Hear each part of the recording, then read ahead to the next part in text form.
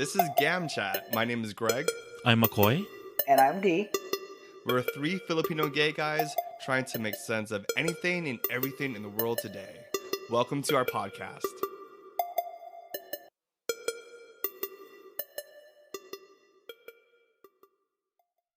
So guys, I learned something new just last night actually. Uh-oh.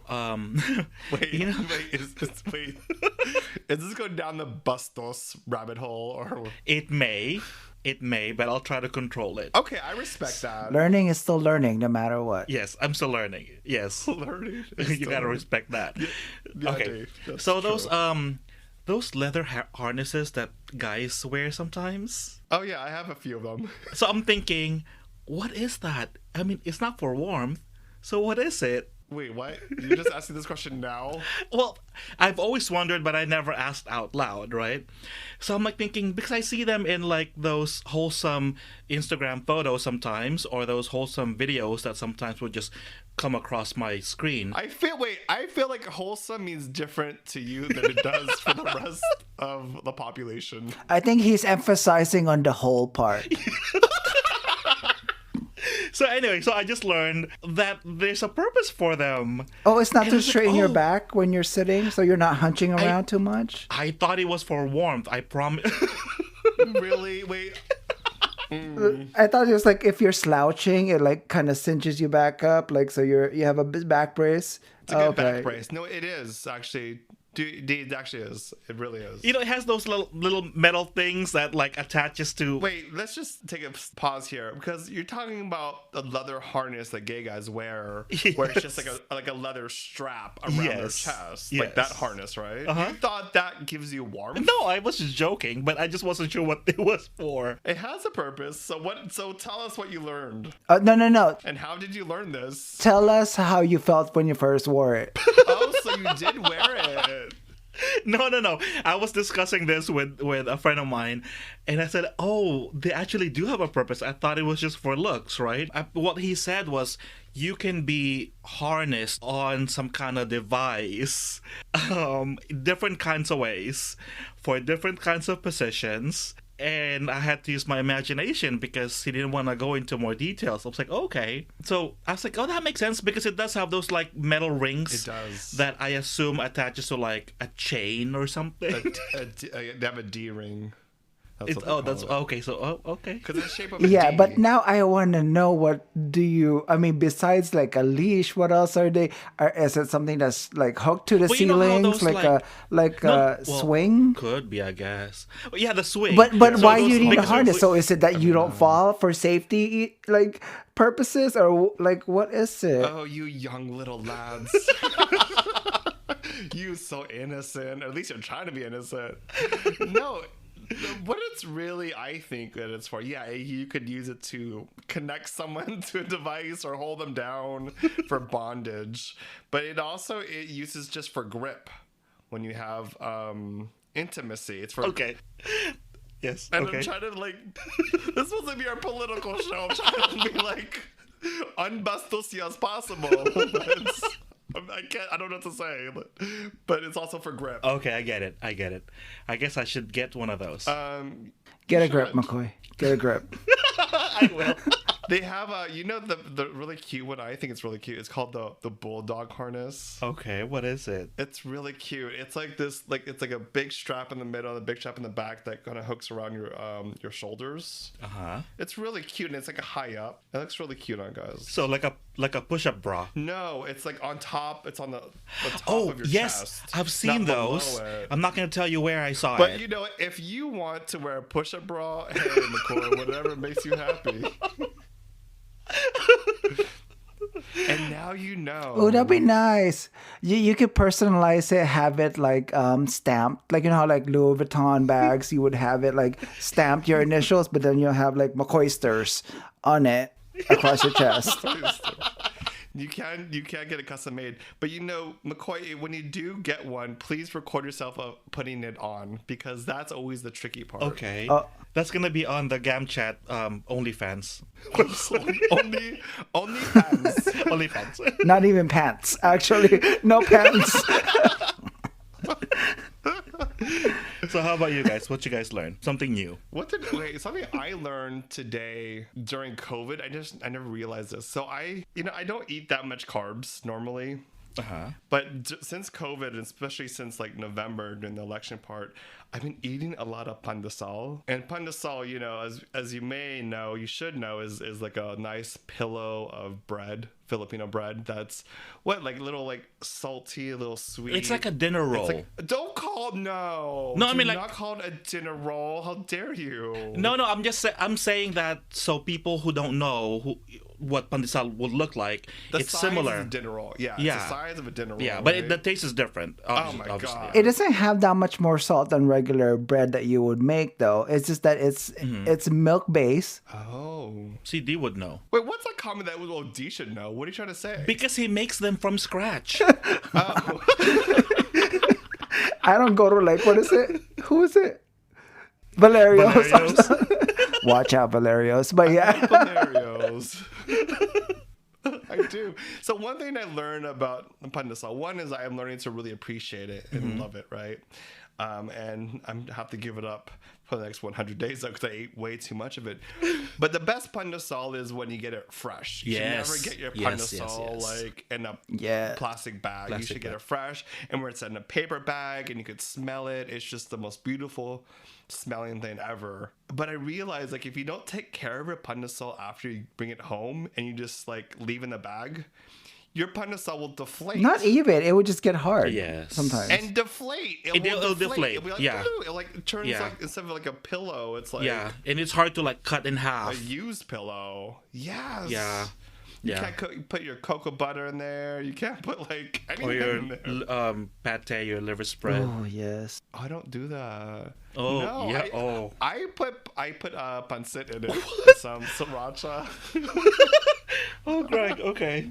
You're so precious. But one of the things I did learn, this week, I learned that you have to take care of your pandesal after you bring it home. But how do you keep it from deflating then? You just can't put all this stuff on top of your pandesal, like to make it... I think you can't leave it in the bag where the moisture gets trapped. I think you have to like take it out maybe and something, like air it out or something. Yeah, I guess. Leave it out and just smell it. That's why you use paper bag. Yeah, because the sucky part about it is if you leave in the bag is by the time you get to the bottom of it, it's all the deflated pandesal bread. And it just breaks my heart. You know, pandesal, like freshly baked pandesal brings me to like my childhood because I'd be sent to go to the bakery when I was a kid and get them in the morning. And they have this like smell to them. Oh, yes. I remember that. When I went to go to the Philippines and you drive through like the towns, and you could smell the fresh pandesal in the morning from the bakeries. It's like, what? So that's what I learned, how to take care of your pandesal. It's not the same as a harness, but whatever. How about you, D? What have you learned this week? This week, well, this year 2021 is where I will turn 40. So it sunk in. It sunk in this week when I got my Amazon, like my purchase of the week for Amazon. Your AARP? No, it was my pillbox. That now I count what days it is based on the pillbox that like I'm emptying. So it has the Saturday, Monday, Tuesday, Wednesday. Like I don't even pay attention to what day it is anymore. I've just embraced that I'm at that age where I'm just like, oh, I'm this old where I know what day it is based on the slot I'm emptying my medications from. Aww. So I have accepted that. But by the way, those are just supplements. I'm not taking like anything else. So that I'm thankful for. But other than that, I learned that I'm going to be 40 and I realized it and I'm accepting it and I am okay with it. Not soon, in like a couple months. Did you have any like... I don't know. Were you scared? Of Not really. 40? Did you envision 40 be like this? No. But I just stopped counting. To be honest, like if you have to ask me like how old are you, for some reason Amato is only 1 year younger than me, but I would like, oh, okay, how old is Amato? And then I have to like, oh, okay, and +1. I don't know why I don't remember how old I am, but I remember his first. So it's a weird thing. I do think that you reminded me. There is this sense of freedom when you're not attached to an age number anymore.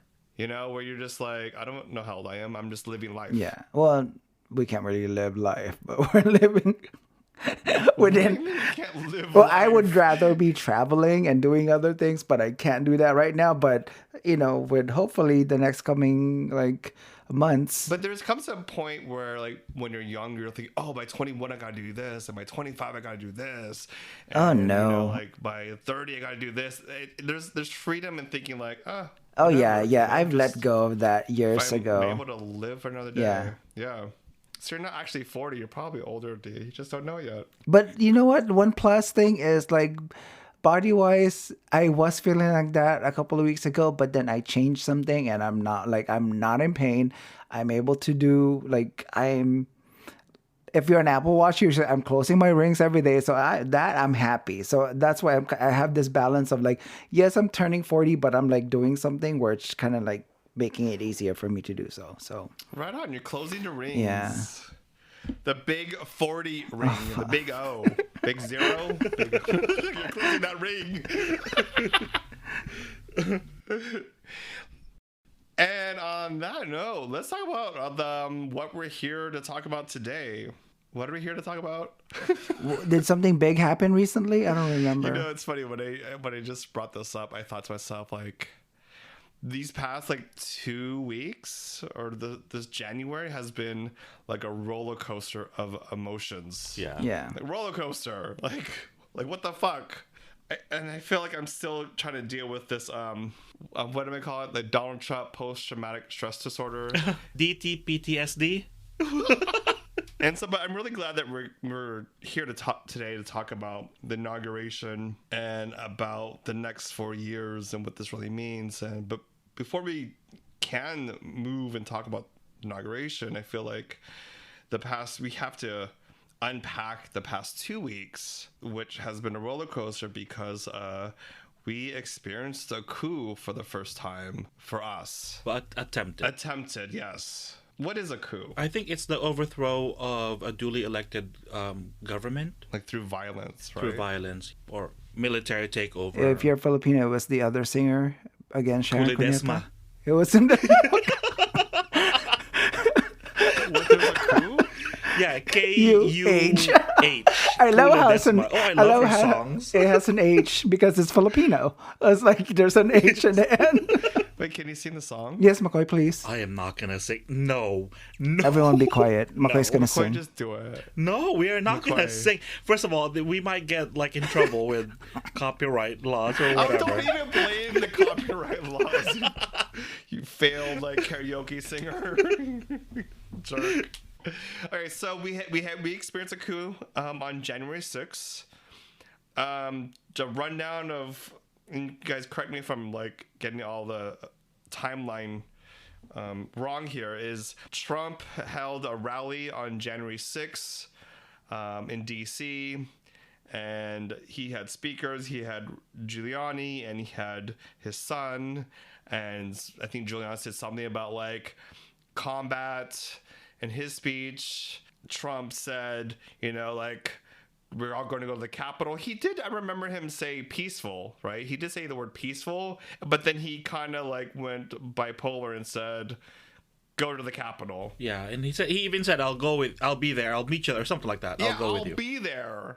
But he just did his speech and just bounced. Yeah. He said, I'll see you at the Capitol, and then he bounced. But the problem with that is you can say all you want to say, but when you rile up a mob, you can't control them, so... So after Trump went back to the White House and the mob was still there, the insurrectionist broke into the building, Capitol building, while the Senate and the House were they were certifying the count, and I think they had to be evacuated to the bunker, if I'm not mistaken, by the Capitol Police.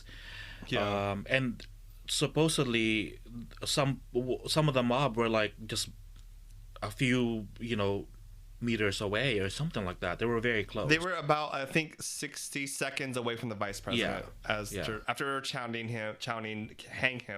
hang Mike Pence is what they said. I did hear some news about days prior they were doing like a tour of the Capitol. That's why some of the people knew where to go, specifically where to find specific people in their offices. So it really is. It was planned. That's what it comes down to. This thing was like we're going there the day of and let's see what happens. No, it's a planned thing. They know where to go. They knew what to hit. You will see some audios of them speaking like, let's go this way to this office. Like they knew where they were doing and where they were going. Well, with that information, because some people were saying Donald Trump had riled up this mob, but then with you saying that's a part of that crowd knew ahead of time, so did he still rile them up, or did they already have plans on going? It's a mix of both. Maybe I'm thinking a segment or a minority of the group knew ahead of time and they were already planning to go there anyway, but then the majority of the crowd was riled up during the rally. I think it became clear afterwards. One is that they planned on it. Two, like you said, G, that they had inside information specific offices they targeted. They were able to breach. They went to the chambers, and it became clear afterwards that these people, these individuals here, these terrorists, I'll call them, there was an Olympian, right? There was a U.S. Olympic swimmer that was there. Yes. You had a realtor that was there. You had people that were educated. You had a whole mixed bag, and they all followed this conspiracy theory that the election was rigged, which it is clearly not. And then fast forward, Trump. What did Trump do? He said, like, "What, we love them." Well, he was forced to release a statement. Yeah, he tried to release a statement, or he was forced to release a statement. It was clearly it was forced, and then he ended it with he went off script and said, "We love them. We love you guys," right? And then he disappeared. Twitter took him down. Facebook took him down. Everyone started distancing themselves, and he really didn't do much. And then just fast forward to the inauguration, he didn't show up, and then he went away to YMCA. To Mar-a-Lago. Listening to YMCA, which was so weird to watch. Like, I can't explain it. Did you guys watch the speech? I refuse to. But what other songs can he use? None of the artists want him to use their songs. So. Oh no, he used Frank Sinatra at the very, very end. Because he is deceased, and I think after a while, I think your song becomes like public or something like that. But why YMCA? Because it's a fun party song. I don't know. Like, it was just I watched it in the morning just to get a clip of it, and I kept on flipping the channel because I thought I was watching some parody, like it was some comedy. Like, I don't understand. Like, why am I listening to YMCA here in YMCA as he's walking towards the plane? Like, it was so bizarre. This is nuts. What were some of your initial feelings about the coup attempt? It highlighted all the vulnerabilities we have within the government. Like how did they get into the building? So, I mean, the vice president was there, Speaker of the House were there. This is like people that are in the line of succession if something was to happen to the president. How did this happen? That's what I want to know. It's such a dangerous situation. I mean, imagine if this was, instead of domestic terrorists, these were foreign terrorists that did this, What are we going to say then? Well, McCoy, as long as they have, like, pale skin... They're not a terrorist. Yeah, clearly. That's the first thing I thought about that really pissed me off was when I saw the Capitol Police... being ushered in. Yeah, ushered in, let them in, and let them right in. I was like, this is freaking white privilege gone mad. That pissed me off right off the bat. Someone did tweet, if this were black or brown people, they would have been shot. Miles away. It would have been. They would have been slaughtered. Yeah. And then they were saying, USA. And they beat people with the flag. People with the U.S. They beat police officers with the United States flag. That's crazy. Which is the fun part to watch because I mean, I think I avoid saying this, but how our main chant is like Black lives do not matter, but blue lives do. and then you see them hurting these cops. Although some of them were taking selfies, some of the cops were taking selfies with them, but that was basically disregarded because the cops' job there was to stop them, and they were, some of them were injured, right? So what happened to their lives? It did not matter at that point, right? I mean, in all fairness, when you see a large crowd like that, there's only a handful of you. I mean, like, what are you gonna do? So I'm trying to be fair in my mind. I mean, like, how can you stop a whole mob of this size when there's not enough of you? They did that for, But they had no problems stopping the signs for Black in Lives Oregon, Matter protests. Seattle, Portland. Yes, but the Capitol Police isn't it separate from the Metropolitan Police of the DC? Mm-hmm. You know what I mean? So it's not a full police force. I don't think. But even then, when we have, it just didn't make sense to me. Yeah. Like, I thought it was such bullshit, and it was embarrassing that we spent how many hundreds of billions of dollars, trillions of dollars on our defense, and all of a sudden this happens. And I think also what pissed me off in the aftermath was to realize that when our elected representatives were calling for help, they were turned away from the administration. Yeah, they couldn't get a hold of some of the people that were part of the, yeah. When we were under the attack, yeah, they didn't move fast enough. So what have you guys learned from this incident? What I've learned from this is democracy and freedom and all the things we value, it's vulnerable to this type of self-centered personalities that only care about what they can gain instead of what they can do for the country. And that, elections really do have consequences. And this is the perfect example, that we have to hold our representatives and our leaders accountable, because this should not have gone this far. Some of these representatives in the government were the ones stoking this flame of like fraud this and fraud that. For what happened, it just really solidified for me that he was not the catalyst of this. Trump was not. The people that marched out there, they just used that as an excuse. Yeah. It was always in them. Basically, anyone that's darker, a shade darker than who they are, is different from them. That just solidified it even more. I don't think I learned anything. It just really reinforced it. Can I jump in really quick with what you said, Dee? Because I remember when Barack Obama became president, I think a year later, maybe not even a year later, all of a sudden all these Tea Party people were coming out. All of a sudden they were against overspending by the government. Where were they when the Bush administration were spending all this money in wars that were actually perpetrated by a lie, or started using a lie?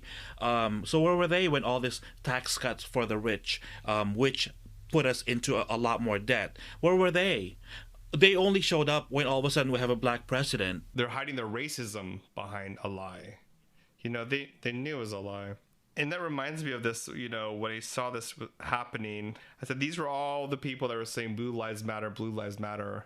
And then, this reinforced my thought that them just saying Blue Lives Matter was really them trying to hide that they're actually just racist. Yeah. And they were trying to say, yeah, Blue Lives Matter, but they beat an officer to death. It just reinforced what my beliefs were. And I remember when Trump took office, Obama he shared the story that he told Trump about how delicate democracy is. And I felt fairly confident at the time that, democracy is a lot stronger. And to see it end in this way, we see how democracy is truly fragile. And it could be taken away, in a few hours if we do not hold our elected officials accountable.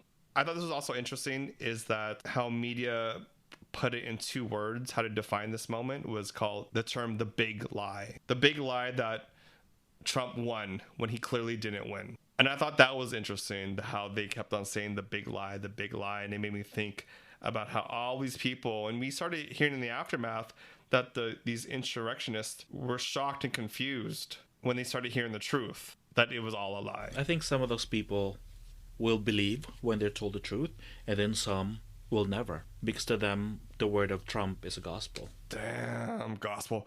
False gods. I mean, I think I was watching the news and they were interviewing this lady and she literally said Trump was sent by God. I mean, what?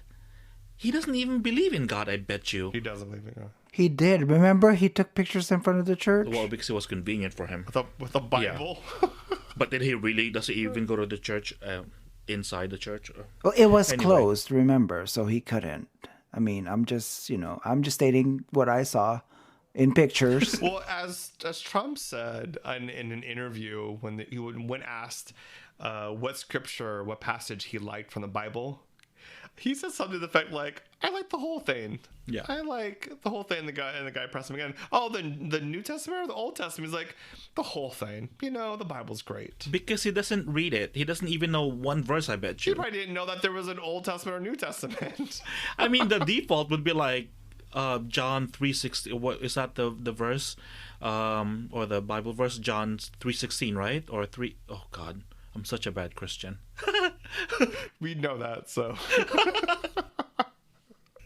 Can't speak in tongues, and you can't even say your what passage is your favorite. Gosh, shame. I know, shame on me. McCoy, maybe you should stop looking at harnesses and reading the Bible again. I'm looking it up right now, actually. Harness the context of the Bible. Yeah, I'm right. John 3:16. Oh gosh. Well, what is John 3:16? Talk about. For God so loved the world that he gave his one and only Son, that whoever believes in him shall not perish but have eternal life. That's like the tenet of like Christianity, really. So I guess we're all perishing. Well, Well, it's getting hotter. That's for sure. So the inauguration happened a little less than a week ago. We thought that it wasn't going to go happen. We didn't know how it was going to happen after this insurrection. Before the inauguration, did you guys have concerns about it? I didn't. You were confident about? Yeah, I was. I was concerned in a sense of like what is going to happen around me locally. I made sure I worked from home that day because I didn't want to be out and about and like seeing anything that surprisingly in the valley we still have a lot. So A lot of what? Trump supporters that are like kind of like yeah, definitely. driving around and with their "Do Not Tread on Me" flags in their pole in front of their homes. So I just kind of very careful. Like I wanted to make sure I stayed home, watch everything. You reminded me, I almost forgot about this, but after the coup attempt, all the state capitals had to be warned of an attack Yeah. by these Trumpians. That was crazy that all 50 states had to be alerted to this, of possible violence that was going to happen. I almost felt after the coup, I just wanted Biden to be sworn in as soon as possible. And I thought like we didn't really need an inauguration ceremony because I was just worried about it. We had 25,000 National Guards in DC to protect it. It was very intense. We knew Trump was going to make it, or he didn't want to go. Wasn't going to make it. He just didn't want to go. He had to catch a flight early. Yeah, listen to YMCA on his AirPods. And then when the inauguration actually came, the day of the inauguration, I actually saw how important it was to have the ceremony. Yeah, it was. And I felt how important it was. And I think one good indicator of that was the day before the inauguration, Biden and Harris had a memorial ceremony for all the Americans who have died during COVID. Oh, I didn't catch that. How did it actually happen? They installed this light installation. How many is it, Greg? Like 4,000? They did 4,000 light pillars Yeah. on opposite ends of the reflecting pole in the By the Lincoln Memorial, right? Yes. And it's really it's beautiful and it's very respectful, and I think it's a sharp contrast from the previous administration that did not want to acknowledge the number of Americans that have died during this pandemic. When I was watching it, when Biden was in Harris did a speech, and when Biden turned around, it was dark. It was almost like sunset, and then all 4,000 light pillars just lit up in unison, and it was beautiful. And it reminded me that all this bullshit from this previous administration distracted all of us about what was our own reality at the moment, which is how many Americans have lost a loved one during this time. And that really signified to me like, oh, you know, ceremonies like this and giving respect to our country, but to respect to the lives that are lost was so needed. And so the inauguration happened. When I saw the inauguration happen, and it was all socially distanced, I was impressed by that. People were wearing their mask, and I was actually really delighted. I felt really good watching it. Yeah, the last couple of months, the three of us who have been like on the edge of things, it's kind of like a panic where, you know, we're like, okay, we were watching what's going to happen because we were scared of what could have happened. Yes. But this time we were watching, everyone, I can almost guarantee everyone was watching, like looking forward otherwise, rather than like a nervous state that I don't know what's going to happen. Like, I can't wait to see what's going to happen. Well, during the inauguration, I kind of felt bad because I'm sure a lot of people wanted to be there in person. Yeah. But they couldn't because of what happened during, you know, January 6th. That's why they had to lock down DC pretty much because of that. I mean, they could have done it social distance, you know, all the people with like maybe separated and they had to wear masks and all that. It could have worked. And I think it's sad that people couldn't be there in person that really wanted to be there. I agree, but I loved it. I love that to see, instead of people, they put 200,000 flags. Yes. From not only the United States, but from all over the world to signify how many people would attend. And it looked so pretty. Yeah. Like it was like a giant art installation. And it also felt, first time in a long time, that we see the federal government living in reality. That there is a pandemic and that the lives of Americans are more important than coming and seeing the inauguration. Yeah, like you can see the shift of priorities where it wasn't just about them and having numbers of people showing up just to see like, this is how much people support me. You know, that was not the intention. Like, it wasn't about bragging, like, look at the crowd. Yes. You know, it wasn't like a zoomed in packed, just like the previous inauguration that we had where I didn't really watch it. So you can tell the shift here is that it wasn't about them. It was really about the people. Yeah, I thought that was great. And so the inauguration happened, and I think we should talk about who the best dressed were. Oh, Lady Gaga. No. I'm sorry. What? More than Joe? No, more than what's his name? Michelle Obama. That plum. Let me think. No, Lady Gaga's still for me. Okay, I did like her. I did like when she walked in with that red gown. I was like, ooh, what's underneath there? It was a good, like, just light moment to just watch that you're not scared and you were able to enjoy it. But I think everyone was talking about really is Bernie Sanders' gloves. Winner. Like, I know who everyone's gonna be now for Halloween 2021. I mean, we're gonna have like an insurgence of Bernie Sanders, people just dragging a foldable chair with, like, you know, gloves and a jacket and a mask on. Have you guys seen the memes? Yes, I have.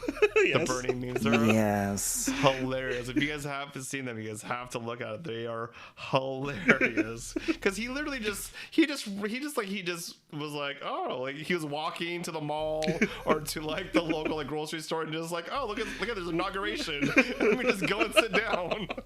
Right? It looked like he was just cash. The meme that I love the most is that it was that picture of him, and then it was like, this could have been an email, like that.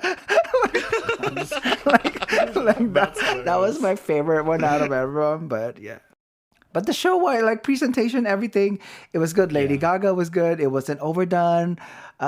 J-Lo's Let's Get Loud, I thought it was good that she did throw in her Spanish in there. It was like, I mean, I thought that was good until I found out it was like, let's get loud. Yeah. I was like, really, J-Lo? You always trying to like... There was a joke about it that Lady Gaga probably would have been like, damn it, I should have thrown in my own verse in there or something. That would have been amazing. You can. It's a national anthem. Yeah. And she doesn't really need to do that for attention because she's Lady Gaga. It was her fashion. That was her statement. Yeah. It was her giant bird. Yes.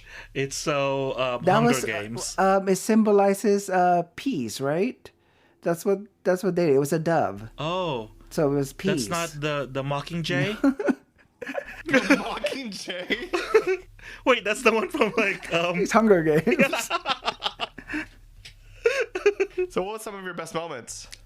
For me, when Vice President Harris was sworn in, because she's the first woman, person of color, Black and South Asian to be vice president, also sworn in by the first Latina on the Supreme Court. Yes, Sotomayor. But you know what I love is the minute that she reached the floor, like where they were gonna sit, the podium area. She did her like kind of eyeing people and smiling. Everyone was wearing a mask, but you can see that in their face. And there was a Yes. moment where the camera was just on her. Her husband was behind her greeting everyone else, and she just took a deep breath. It was like a moment to recognize that this is it. We're here. Yeah, It's starting. yeah, the significance of her being there. That's when I got the chills and like, this is happening. Like there's no back. Like Yeah. the show, quote unquote, show is now starting. But really, that show is that like this is going to be the change. Yeah. Yeah, like we were stuck in the last 4 years in this nightmare, and all of a sudden we were like, wait, what? I was in a bit of shock still. Yeah. Like, is this really happening? Like, was something going to go wrong? And nothing went wrong. Even the weather started off like cloudy and snowed a little bit, and then the sun came out. Yeah. Yeah, those are really great moments. All right, so how about... Oh, before I forget this, can I say another good moment I had from the inauguration was when I forgot who was speaking, and then you saw a foot from behind, and they're wearing like Jordans, and you're like, I was like, who is that? He was with the two little girls with the fur Oh coat my on the god, side. he was Yeah. a cutie. Also, Amanda Gorman, her poem. Yes. Yeah. I mean, look, like after she did the entire thing, I went on Google right away and I copied and pasted it on my notepad, so it's something I can read later, like the struggles that she went through with her speech, and then the same thing with Biden and how Jill Biden found her. And I loved her style too. Oh yeah, She had a really good style, and she's from LA, right? yes. Another highlight that we had was Biden's speech, finally hearing the president address the nation, and then the very first president I've heard in my existence to actually denounce white supremacy. Yeah. Like everyone's been tiptoeing around this for how long? To hear someone actually recognize it and like And say the yes, words, right? Yeah. And just Yeah. acknowledge it, not like... It's once again, it's in contrast from the previous occupier of the office who said they are fine. These are fine people. yeah, The interesting thing too is that,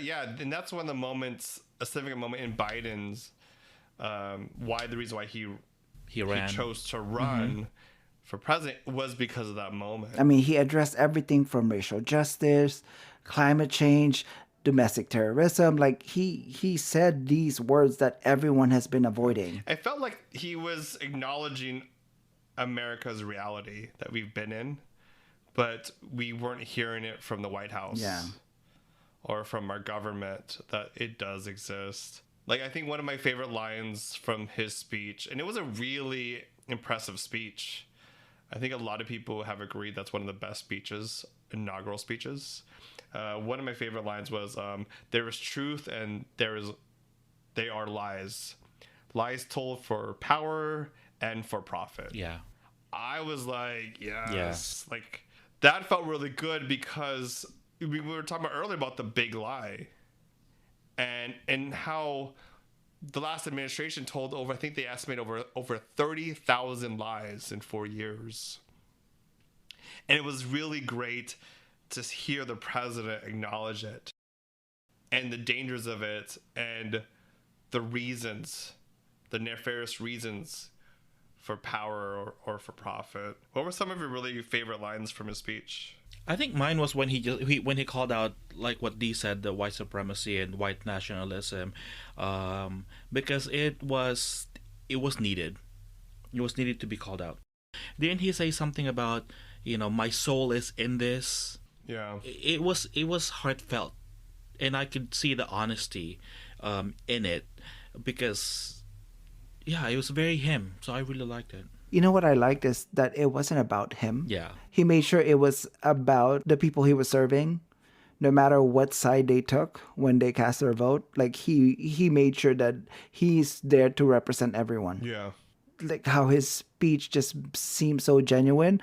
Also, I was just watching even the moments where the camera would pan to other people and like to his family, like you saw his daughter grabbed her mom's hand and squeezed it, and it was just like it wasn't like they weren't looking at the camera. It was just like one of those side shots, like that warmth and that familiarity of what a family should be, that really cares about each other. Like it was present. There was this one part where he says, "We must end this uncivil war that pits red against blue, rural versus urban, conservative versus liberal.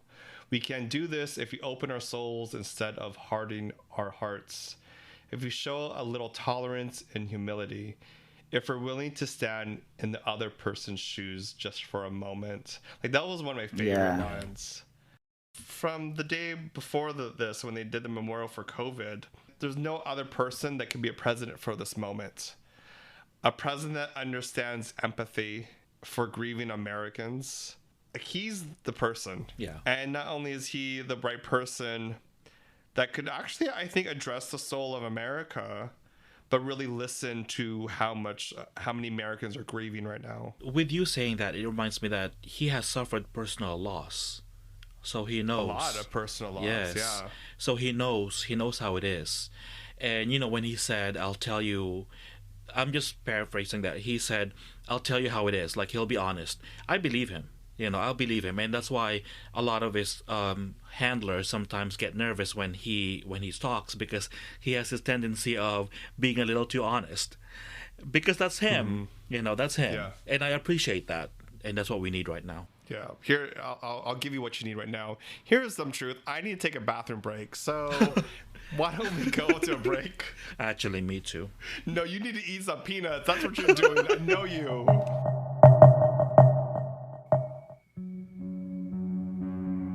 It's always nice to reminisce and look back on how things are before. Like how GamChat was inspired by the chat rooms from the year 2000s. In Philippine Campfire Stories, I also look back to the old tales from our culture as Filipinos. More than the monsters and the myth, we check back on the stories and the legends on how they came to be. Plus, it's done in Filipino. Are you ready to hear more? You can listen to Philippine Campfire Stories for free on Spotify or wherever you get your podcasts. In the meantime, enjoy this episode from the GamChat podcast. So, McCoy, how was your peanut break? It was much needed. And to continue on this conversation, now that Biden and Harris has been in office for almost a week, they pretty much hit the ground running, signing executive orders, I think 30 executive orders so far. Harris and Biden have a lot of work ahead of them. What do you think it signifies to our community, like the Filipino American and the LGBTQ community? I think the first thing that may affect our community is his policy or his agenda on immigration, and the fact that he wants to put forward a plan that gives a pathway to citizenship to a lot of people. Yeah, especially DACA kids. I mean, people can be more hopeful that everything they've invested while being here, the education that they put forward, the work experience, they can actually be of use now and not have to worry like, okay, are they able to renew their paperwork? Like that they were in limbo, not knowing if they can even submit that application and the fee, if it's going to go anywhere or not. So at least that gives them hope that they can continue, do what they've been doing here for how many years. Well, if you think about it, also it gives certainty to the market. I mean, these are millions of people, right, that are potential taxpayers, for example, potential professionals that will pay sales tax and also a tax to the federal government, state government, and all that. So it gives them a certain amount of certainty in their life. I think him signing the executive order to halt the construction of the wall, the border between the USA and Mexico, was a good sign, because I think a majority of Americans didn't want that wall to be built, and it was a good use of funds. And it really was it was a way to attack Mexico or to, I feel like, shame them. And let's be very clear, Mexico never paid for that wall. Absolutely not. He No. failed on that promise. And that was hundreds of millions of tax-paying dollars for this construction of a wall that Mexico didn't pay for. But it also signified to me one of the things I think I expressed before in previous episodes about the separation of children from their parents. And so Biden signing this executive order really signified to me that there was hope to build our relations with other countries, including the Philippines, and how to address, immigration reform. So I was very hopeful about that. One thing that they mentioned was they're diverting the funds for the wall, find other ways to implement the new security system. I guess that's what they're trying to do. Yeah. To me, that it was more of just like Bullshit. it was like, Show. something tangible to show that you were doing something rather than actually see the work behind it. It's that garish golden, like marquee. Right, exactly, Tower. right? That's what that's become. My mom got in a fight with one of her Facebook friends because the Facebook friend posted something about like China, she said the wall, we need the wall, da da da. And my mom responded something to the effect of like, China had a great wall, and how well did it work for them? Really? That's true. Very true. Yeah. Like, what was it accomplish? So yeah, another agenda he has right off the bat is dealing with the COVID pandemic. I'm glad that they kept Fauci. We have an administration that admits it's gonna be really bad before it gets better, and we need that honesty because we need people that will be honest with us when it comes to how hard it is to deal with such a pandemic, and also the vaccine. They're ramping up vaccinations and production and all that. Also the PPE, they're ramping up manufacturing. So I think they're going to federalize the vaccination program instead of leaving it up to the states, and they're floundering because they don't know how to handle such a big, massive undertaking. Yeah, I kind of got a little, I think, emotional when not only that he was signing executive orders for COVID, but also the fact that there was a White House briefing to communicate what was happening about COVID, because we didn't have that for months. And when we did have those COVID briefings in the White House, they were a hot mess. It was about self-congratulation. Yeah, whack ass like information that you're like, that's not based on science from the last administration.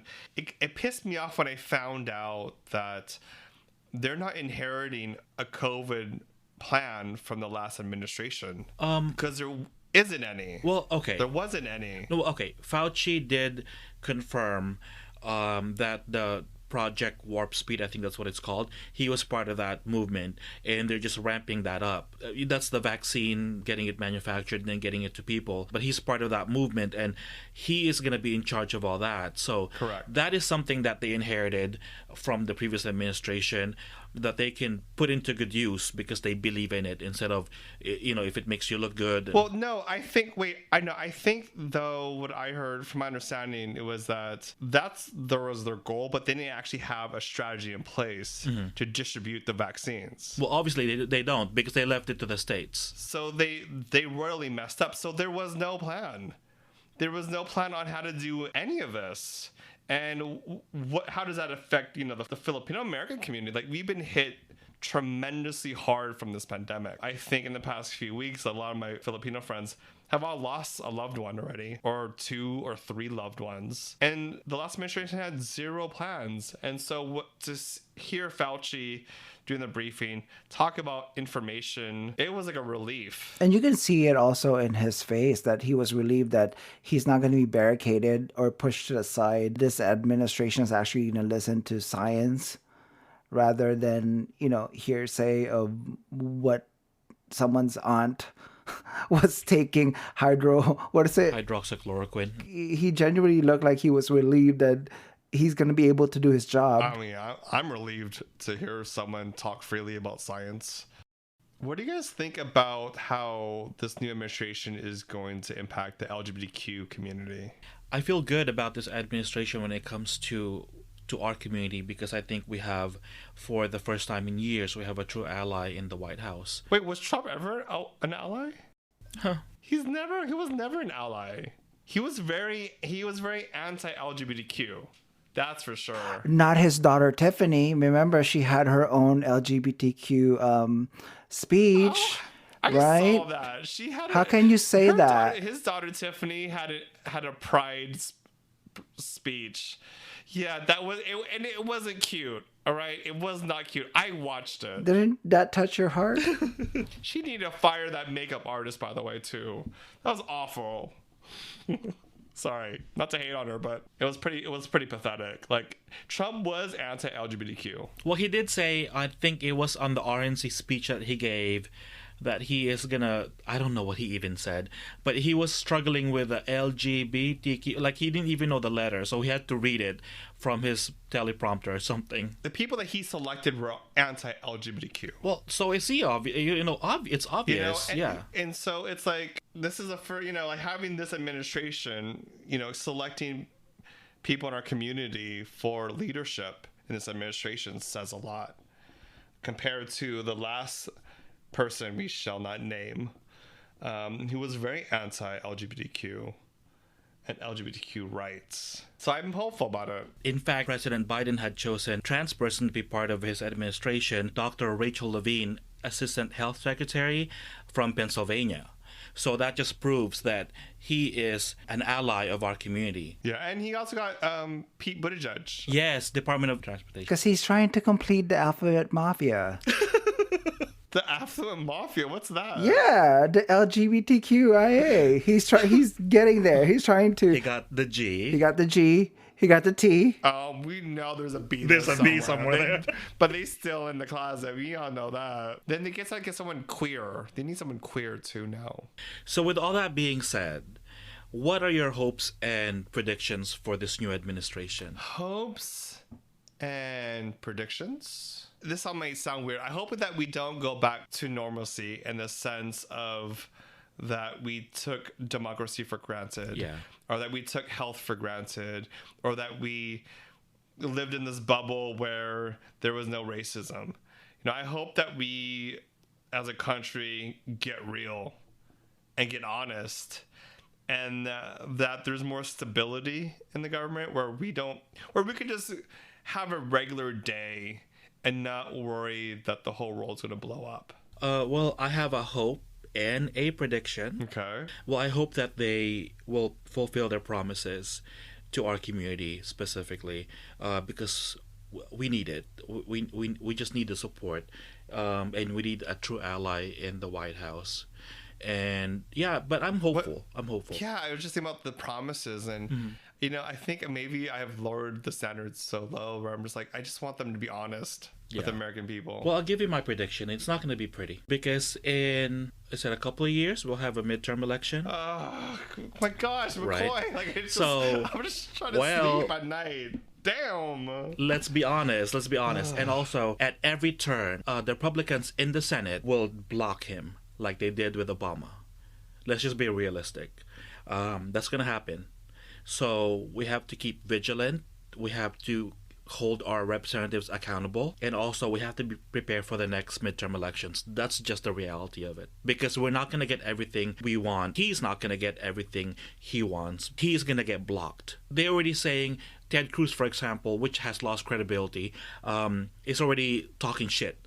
But that's what he does. He just talks shit anyway. So his face is shut. Take that out. Sorry, I'm a little bitter because it's like he incited the insurrection as well too, Well, that's my hope. That's my hope and my prediction. But see, here's the thing: Biden got that white boy privilege too, But what is it? The difference is how is he using it? Yeah. How's Biden using his privilege? He's using no, I mean, like, what is he? I don't think it matters whether he's using. It's not whether he's using it or not. It's like you accept it and recognize it, and do you use it to your advantage, or do you lift everyone else that's around you? He's gone through so much, like you said, loss, family, his son, that he really is grounded with what matters. Like he's made this statement after the inauguration, while he was actually being interviewed by the press, that he said like he's not gonna stand for disrespect.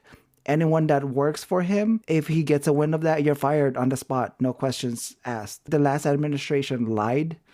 Everyone that worked for them lied knowingly. Yeah, I feel like he's changing the culture that was previously in that White House. Yeah. He's setting up really high standards to be human. And I texted you guys when I was running that night. I was driving to the area that I go running at.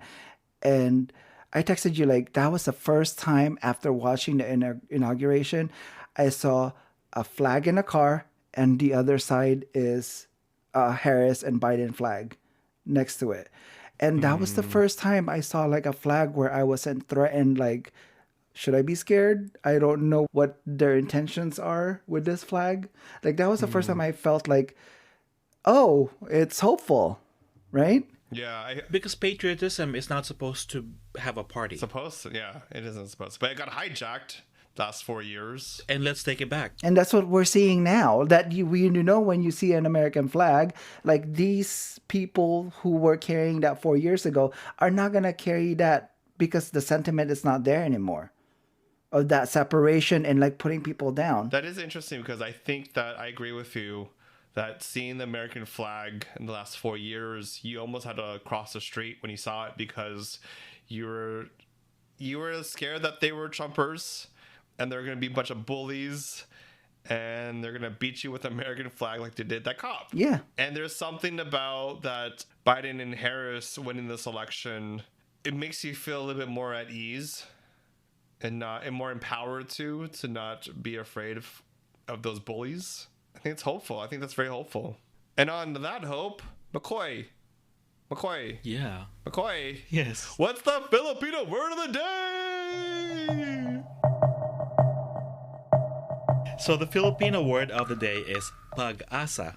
Pag-asa. Yes. Oh, I like that. You're gonna like it. It means hope. Ooh, okay, so use it in a sentence. I think I could do it. Okay. With this new administration comes a new pag-asa. When it comes to this new administration, With this new administration. pag-asa. Okay, let's repeat that.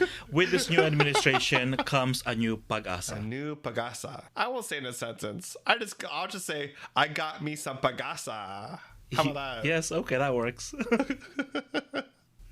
What's your pagasa? Share a link and a comment. Hit subscribe. Isn't like Pag-asa also like a utility provider?